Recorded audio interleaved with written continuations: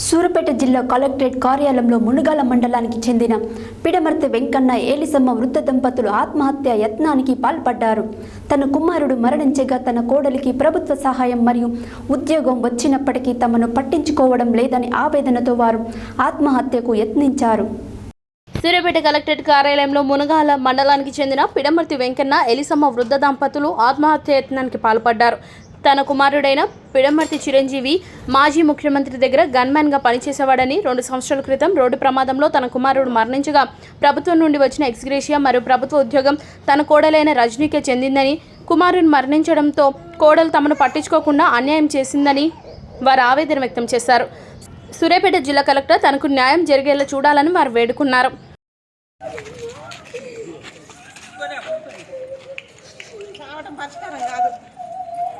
పెద్ద మనుషుల ద్వారానా ఎట్ట రాపిచ్చిరా అట్లా ఇవన్నీ మేము కోరుకుంటున్నాం.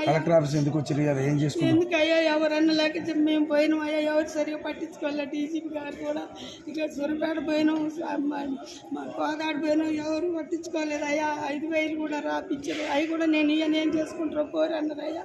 అంటే ఈరోజు వీడి కలెక్టర్ గారి కన్నా కలిసిపోదామని వచ్చినాం అయ్యా, సిద్ధామని వచ్చినాం అయ్యా. మేము తట్టుకోలేక మందన్నము శ్రీసమన్న పోసుకుంటాం, ఇష్టం తెచ్చుకొని ఇష్టం పోసుకున్నామని శరీరం పోసుకుందామని తీసుకున్నాము. మేడం వచ్చి గుంజుకుందయ్యా. మాకేమైనా న్యాయం చేయాలయ్యా రెడ్డి గారు, నీకు దండం పెడతాయ్యా. అందరికి కూడా కొల్ల మళ్ళీ మమ్మల్ని